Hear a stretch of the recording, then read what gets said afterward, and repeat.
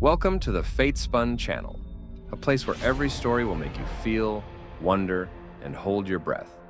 Are you ready? Then go ahead. Story number 1. You took my job. I'll take your career. I used to work at a mid-sized tech company where I poured my heart and soul into my job as a project manager.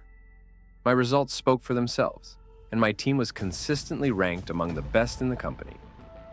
Then he showed up. Let's call him Mark. Mark was new, ambitious, and disturbingly charming. At first, I didn't mind Mark's cocky attitude. He was just another guy trying to climb the corporate ladder. But soon his true nature came to light. He started undermining me in meetings, claiming credit for my ideas, and whispering about me to upper management. The final straw came when he convinced our boss that I was too overwhelmed to handle a major project I'd been working on for months. Without even consulting me, my boss handed the project over to Mark. Not only did I lose the project, but I was also reassigned to a lesser role. I couldn't believe it, but I wasn't going to take this lying down. If Mark wanted to play dirty, I could play smarter. First, I documented everything. Every email, every meeting note, and every instance where Mark tried to take credit for my work. Then, I started planting seeds of doubt about his competence. It wasn't hard considering Mark wasn't half as skilled as he claimed. I offered my support on his project, subtly pointing out flaws in his work, during meetings in a way that seemed helpful, but also highlighted his mistakes. Next, I made friends in HR.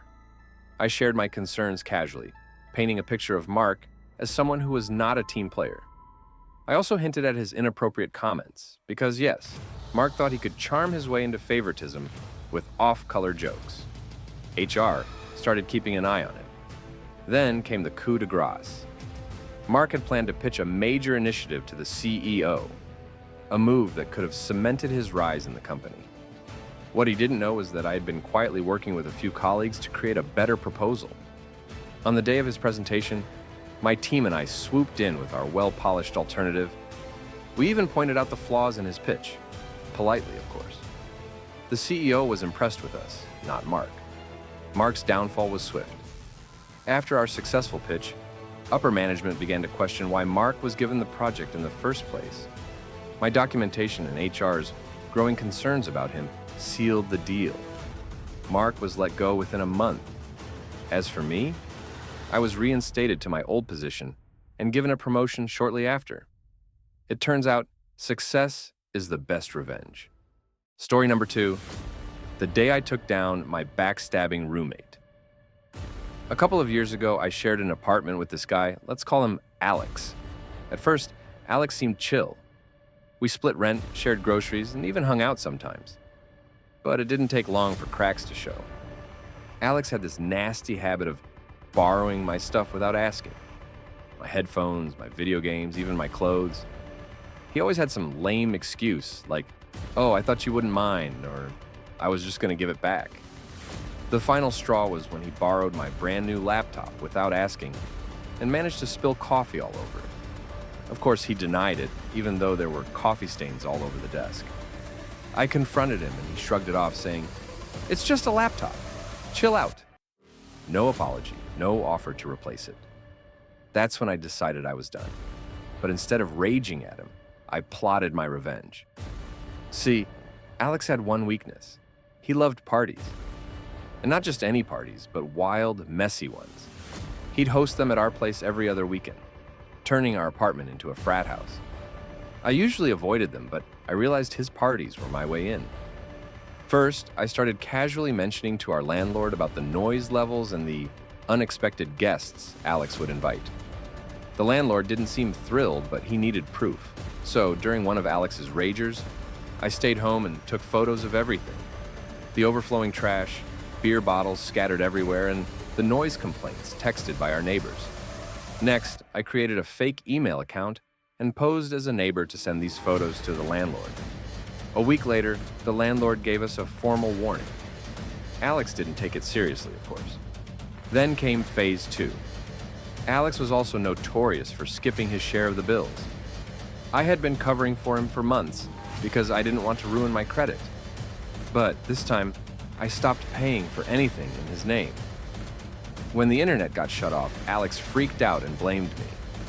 I casually reminded him, "Oh, that's your account, remember? You should probably pay the overdue balance." Finally, the grand finale. I found a new place to live, signed the lease, and waited. Right before moving out, I told the landlord everything: the parties, the damages, and the unpaid bills.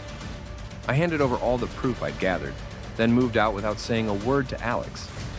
A month later, I heard from a mutual friend that Alex was evicted. He tried to fight it but didn't stand a chance. He ended up couch surfing for months because no landlord wanted to take a chance on him after that. As for me, I've never had a better roommate since. Story number 3, the boss who couldn't keep his hands clean. A few years back, I worked at this small marketing firm. My boss, Tim, was one of those guys who acted like he was doing you a favor just by letting you breathe the same air. He'd brag about his vision, take credit for everyone's work, and micromanage like it was an Olympic sport. But what really got to me? The shady stuff. Tim had a habit of billing clients for work we didn't do. "It's just business," he'd say, laughing it off. At first, I didn't know how bad it was. But one day, while reviewing invoices, I noticed something. He had billed one of our biggest clients for a massive campaign, one that never happened. When I asked him about it, he smirked and said, "Don't worry about it. Just keep your head down and do your job." That didn't sit right with me. So I started digging. Over the next few weeks, I stayed late at the office, under the guise of working on projects. Instead, I combed through files, emails, and invoices. The deeper I looked, the worse it got. Tim had been padding invoices, inflating hours, and even creating fake projects to pocket extra cash. I knew I couldn't let this slide, but I also knew that if I went to HR, it would just disappear. Tim had the CEO wrapped around his finger. So I decided to hit him where it hurt: his reputation. First, I gathered all the evidence. I copied files, saved emails, and took screenshots of everything. Then I anonymously reached out to a journalist who specialized in corporate fraud.